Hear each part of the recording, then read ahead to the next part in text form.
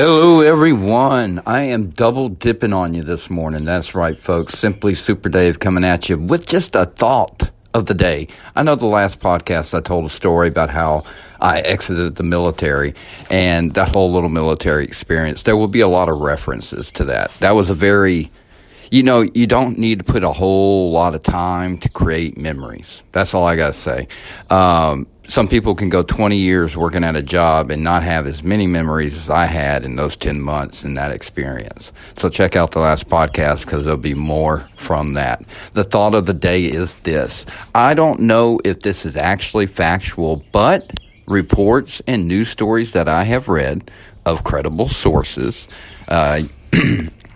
because there's so much going on, right? So we could care less about what's going on in a black hole, huh? But every now and then a story comes across your feed where it's about the black hole and what they've done to figure it out and what happens and da-da-da-da. Well, apparently, yes, there is some breaking news on the black hole front. And black hole sun, won't you come? Wouldn't that be amazing? Because there is light at the end of the tunnel. Apparently, there is a light. We can see a light within the black hole, like there's something on the other side. I'm not saying there's something on the other side of the black hole, but it's a black hole. It's fascinating. And until we discover what that anomaly is, we will always be well behind in years in far as understanding the universe. But here's what I was thinking about today. And a lot of people are kind of excited about it. And I am too. It's, wow. It is exciting. It's something that's, if you think about it deeply, what could be on the other side or in a black hole? In a black hole. What if it was in, like, where's it, is it a wormhole? Does it? So anyway, I started thinking about it a little bit. What if this light grows brighter? Now, most people will see a light and feel warmth, glow. Like if you're in a tunnel and you see a light, it's the salvation. It's what we need. It's what we're looking for.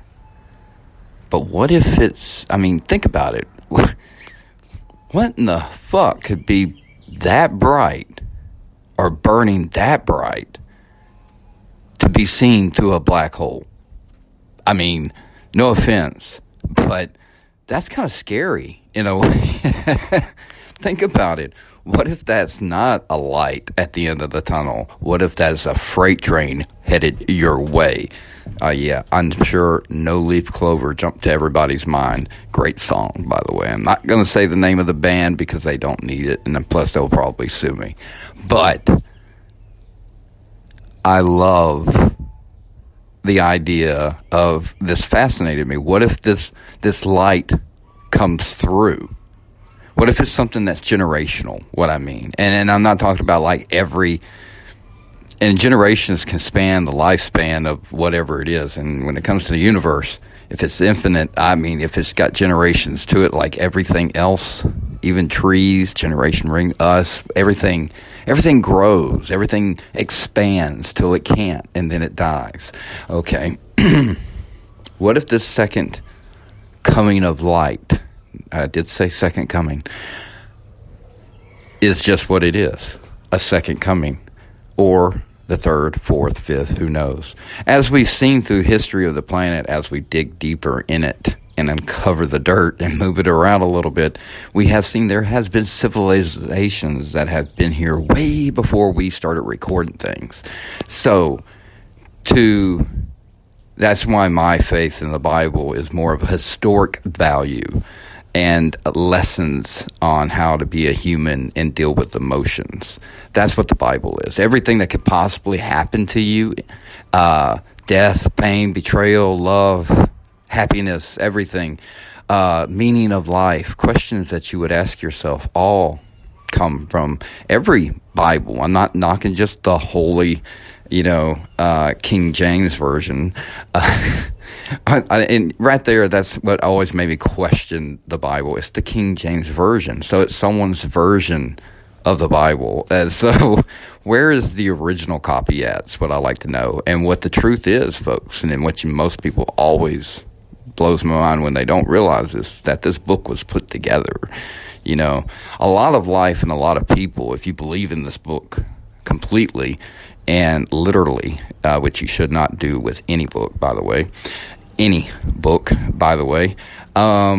is you would think that everybody that's ever lived before you also has a chance, you know, but didn't know the rules. So they just, what happens to their souls, their energies? Doesn't everybody deserves? I mean, that's how we feel, right? How important we are individually. You know, everybody, every living creature, everybody you pass homeless on the street feels that way too, you know.